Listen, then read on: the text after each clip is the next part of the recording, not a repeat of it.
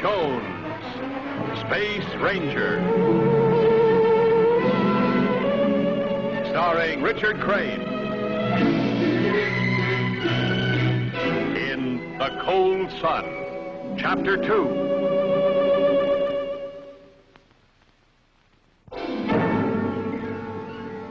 When we last saw Rocky Jones, he was on the moon Herculon, where Juliandra, the ruler, is anxious for a friendly alliance with the United Worlds. While on Earth, the growing coldness of the sun was of great concern to Professor Mayberry.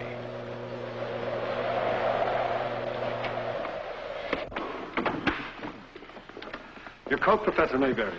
Oh, I'll keep it on for the moment. It feels good. Any news, Professor? The barometer reads no signs of rain. This is good, or we would have a heavy snow. Other parts of the world aren't so fortunate.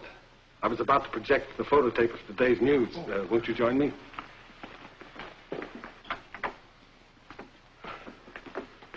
Of course, we know about the weather. I'm anxious to see the reaction of the people.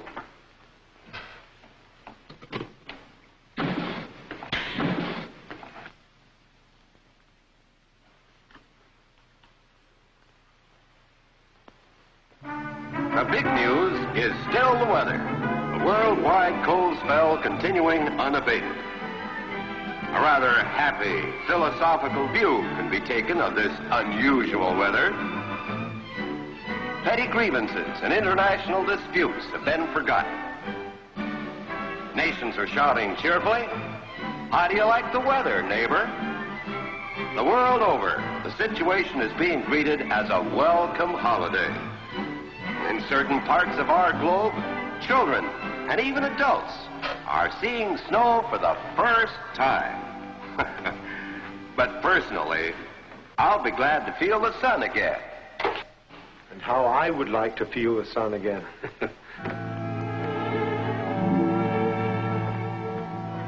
The people of Earth are wonderful. But how would they act if they knew the snows were possibly forerunners of a glacial age? Dr. Reno...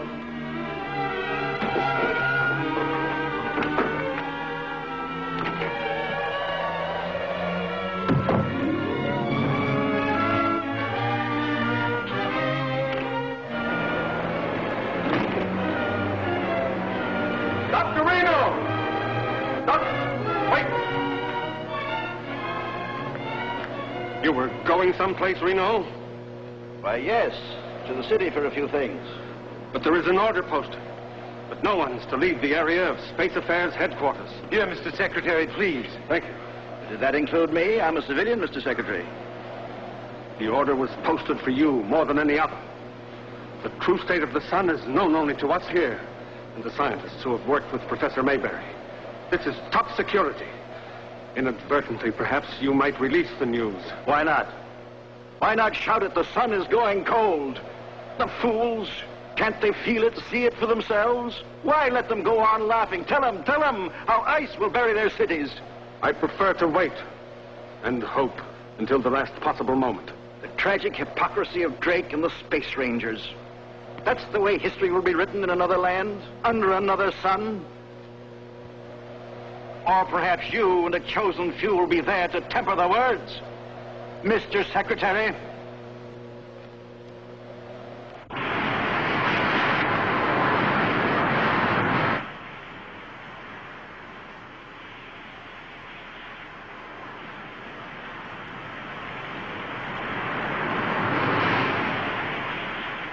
Is that a spaceship, Biff? Oh, yes, Nina. It's one of our new XY-27s. She sure got plenty of get up and go. Tell her to go away. I can't hear myself purr. Just wait till you ride with Rocky in his new spaceship to Silver Moon. Well, that's for me, Bobby. So you call the sun Una? Yes, that means the one thing, the all-important. Many years ago here on Herculon, it was considered a deity. Savages on Earth thought the same thing, Biff. They were called sun worshippers. They made sacrifices to it. Well, of course they were wrong, but they were sure right in knowing how important it was. Biff? Rocky? Bobby? How would you like to go back to Earth? You mean the cold spell there is over? Well, I'm not sure. The communications are still jammed. The plan now is to leave on the Silver Moon sooner than intended. I'll beat Biff to saying it. That's for me.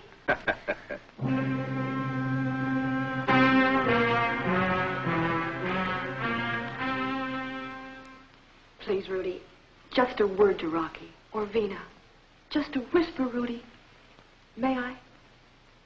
I wish we could, Juliandra. But Secretary Drake should be the first to know.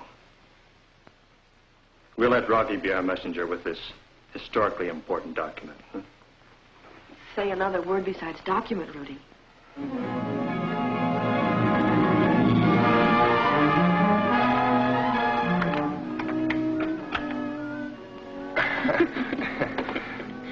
After blastoff and when you regain consciousness, Biff, you'll handle communications until we're out of the Herculon band. Oh, yes, Rocky. Yes, sir. You look real fine sitting there, Biff. Thanks, Vina. Yeah, on you the silver moon looks good. Vina, Bobby. Okay, we know. Secure for blast off.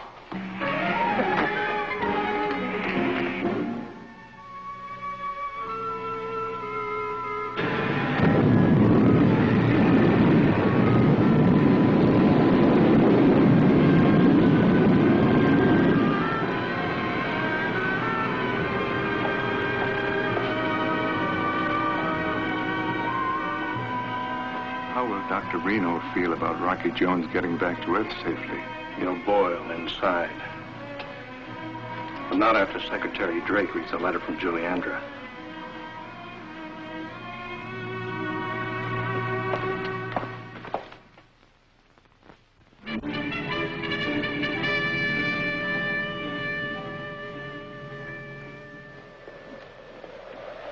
Ah, gentlemen, come close to the sun and get warm. Those are fine scale replicas, Professor. Yes, the sun as it used to stand. I have even scaled the degrees of heat and energy.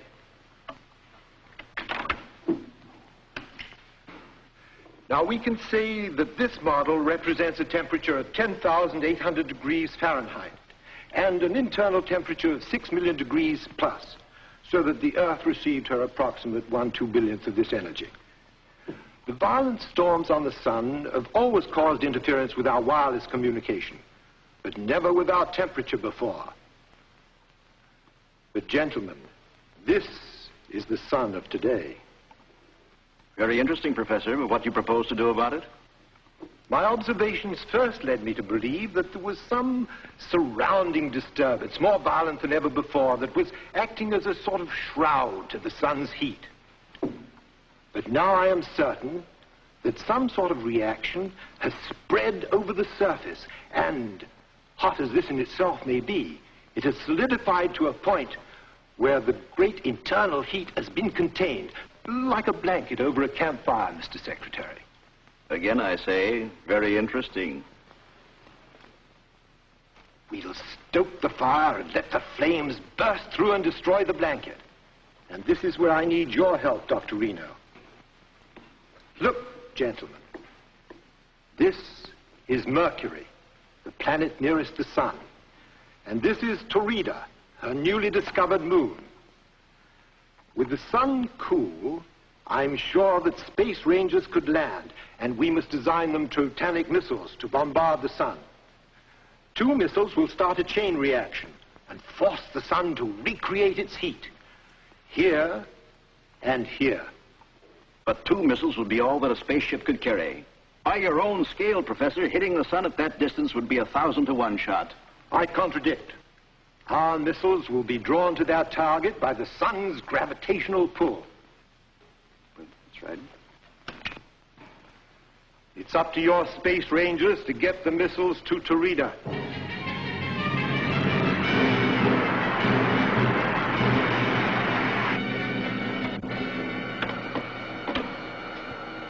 Rocky Jones in the XV-3. This is Rocky Jones in the spaceship Silver Moon.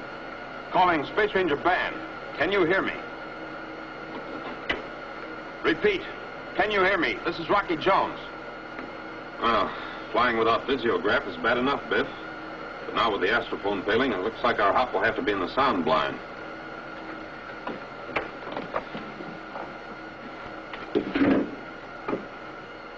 Now we get a slight image bounce on radar, Vex. That gives us one rather weak eye. Where's our first stop, Rocky? There's only one till we reach Earth. Space Station OW9. Perhaps Clark can explain this communication interference.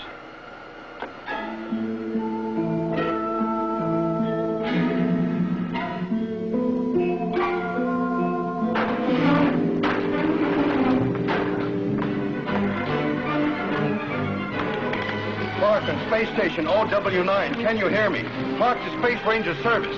An outlaw raiding party has landed. I can't hold out. If you can hear me, send help. OW9. Repeat. If you can hear me, send help on OW9. Repeat. Help on OW9. You squawk like a parrot. That's just as useless. Oh, shut up. You locked the door against Pinto Rotondo, silly boy. There's one big mistake to get Pinto Rotondo angry. Pinto Rotondo, the brave warrior. Brave when you got two bodyguards. Not so. I don't need them. So, you want to fight with Pinto? Sure. Idiots! Idiots! Hold it! We have a job to be done. Instruments first. Load everything of value into the spaceship. This squawk that fills space is Pinto's fine friend. Space Rangers don't know what happens till it's too late. Pinto will not kill you with this. One shot to the gyrocentrifugal control, you're going to fine, bouncy ride. Maybe your friend Rocky Jones can get here in time to save you, no? Yes? No. Pinto, get in the spaceship. Pinto will be with you in one fast minute.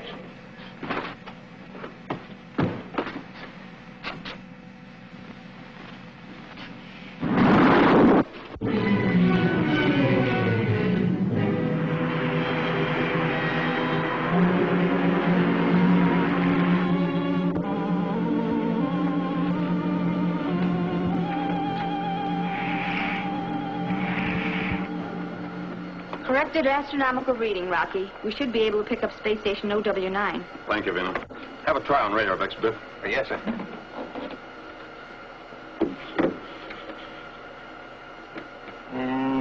It's faint, sir. But there's an object ahead at 270 degrees. Good. Even though we can't communicate, let's hope that Clark can bring us in with the landing magnet.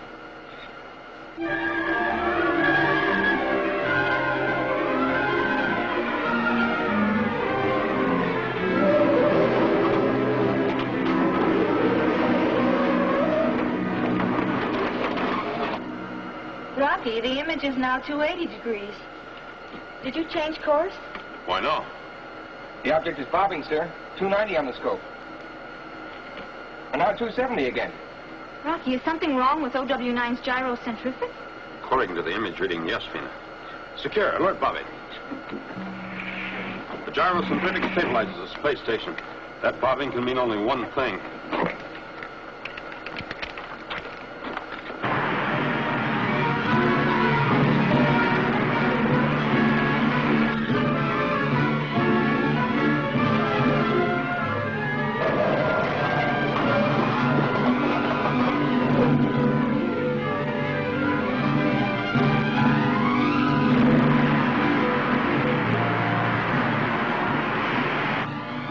Try for a blind stab at the landing berth. Correct side slips. Call out high and low readings. Correct right. Hold. There, Rocky, image 270.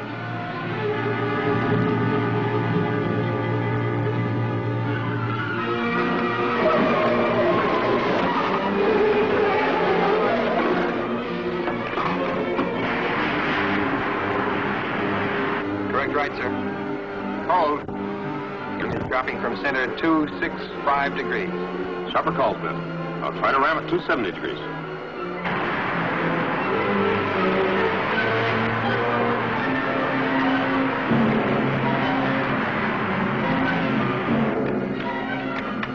Biff, stay at the ready while I go after Clark. I never thought we could do it, Rocky.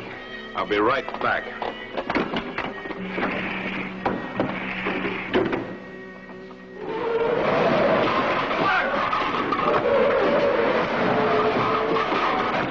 Are you all right, Clark? Hi, Rocky. Tendo for Tendo. He's on a looting spree. Much of a lead on us? Not much, Rocky. We better get the Silver Moon on the landing ground before she's destroyed with the space station.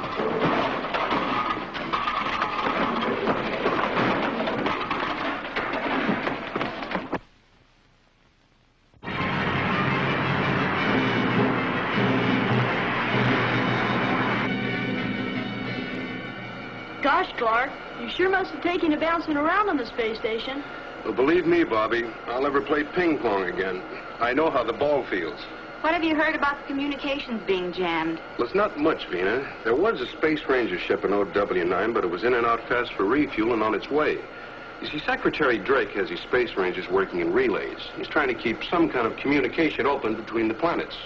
Sort of like Pony Express riders carrying the mail, huh, Clark? Exactly, Bobby. Now, what we need is a telegraph that'll work. Alert! Learn this. We now have image on radar vex. Approaching the challenge. Secure for possible action. Pinto Hurtado.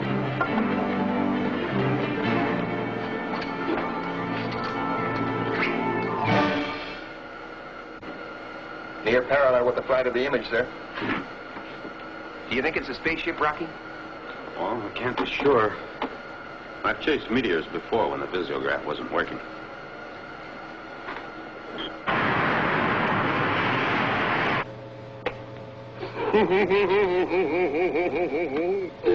Peter Hurtado's becoming a very rich man. I think Peter will buy a moon, all of his own.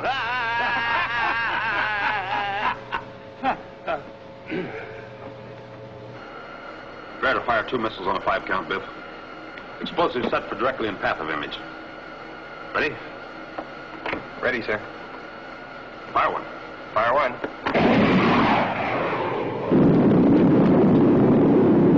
Who is it who shoots at Peter Hurtado? Who is it who shoots at Peter? Prepare to fire a 3rd missile, Biff. Explosives off, but shock object with direct hit. Ready, sir.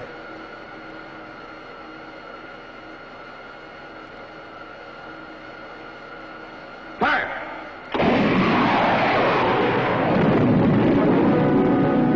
Who is it who shoots at Peter Hurtado? Who is it who shoots at Peter Hurtado? It's a spaceship, all right. A meteor wouldn't have broken its flight pattern. Set magnet, Biff. We'll lock alongside and board. Yes, sir.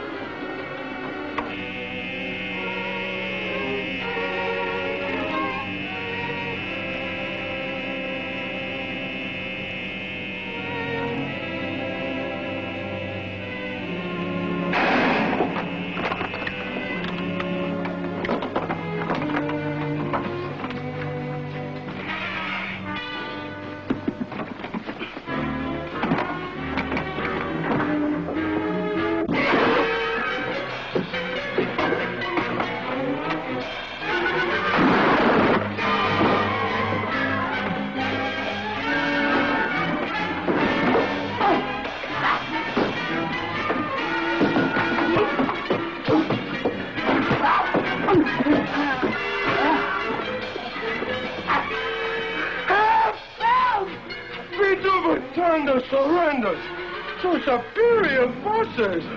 Get overboard the ship, Biff. We and I have built the Titanic missiles. Now it's the job of your Rangers to get them to Tarita. We'll need 2 spaceships. We're holding one now for overhaul. It'll be ready in a day or 2. And the other ship? I've decided to wait for Rocky Jones. Rocky Jones? But he's not coming back. I mean, he doesn't know and you can't communicate with him. There isn't time to wait. Without knowing what's going on, Rocky will come back sooner than scheduled.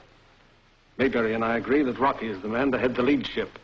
If waiting causes a delay, He will make up for it. Mr. Secretary, a Space Ranger ship is landing. Mr. Secretary, send this ship off to Torrita. There isn't time to wait.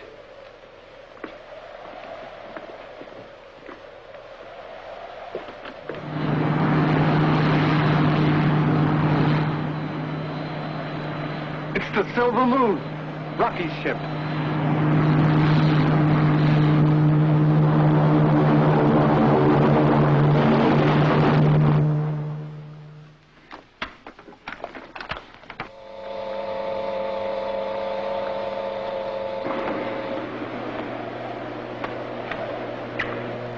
Rocky, I've never been so glad to see you. Hello, Mr. Secretary. Professor. I have a rather strange cargo aboard, sir. Bobby, Vina, come on out. Clear beside the platform. Secretary, Professor. This is Biff, sir. Biff and Cardoza, our exchange visitor. Mr. Secretary? Biffin? Credentials later, sir. All right, come on out. Fast. Go on. Move along. Get going. Prisoners, Mr. Secretary. Our old friend Pinto Bertando and two of his men. They were raiding and destroying space stations. Clark? Mr. Secretary, oh, it's great to be back on Earth, but it sure is cold. Rocky, destination, Torrita. And your mission, the bombardment of the sun. Well, Torrita's one place I never expected to go. Hot stuff, Rocky. What about Herculon, Rocky? Has their climate changed? No, not at all, sir. They're under another sun. That's proof that I'm right. Don't you agree, Reno? Oh, yes. Yes, Professor. How did you leave my protege, Rudy DeMarco, Rocky? No, he was fine, Dr. Reno. Oh, by the way, Juliandra sent this. She asked it to be opened immediately upon my arrival.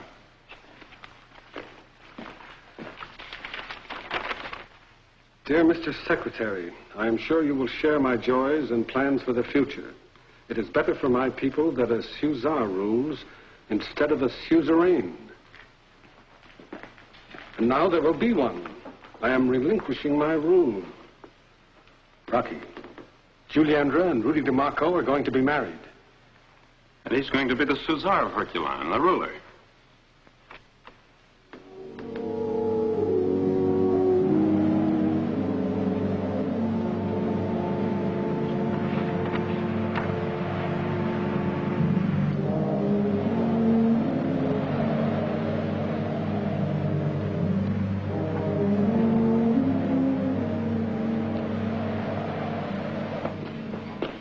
Yes, thanks a lot. Well, the boys are finishing repairing the structure. And I've got a new name for the Silver Moon. Patches. Uh-oh. The boss. Well, how's the barn crew doing? Fine, Rocky. Clark's been kidding.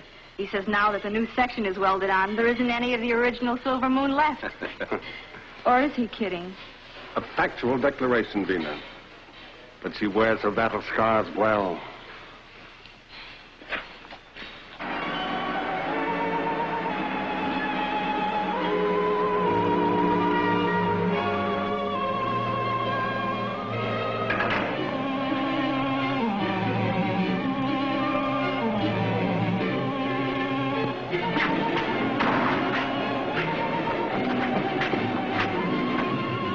All checked and ready with the XB-9, Mr. Secretary. Lieutenant missile secured. We find it necessary to remove more equipment and instruments than anticipated. Rocky, Bobby and I will carry on here with the XV-9 if you want to work on your ship. Very good, Professor. The XV-9 will blast off at dawn, taking a head start on your faster ship, the Silver Moon, Rocky. You will rendezvous on Torrita. We must hope that both spaceships get through to fire their missiles into the sun. Professor Mayberry, Reno, and I will sweat it out here on Earth until you get back. Be with us next week, same time, same station, when we again take you into outer space for further adventures with Rocky Jones, Space Ranger.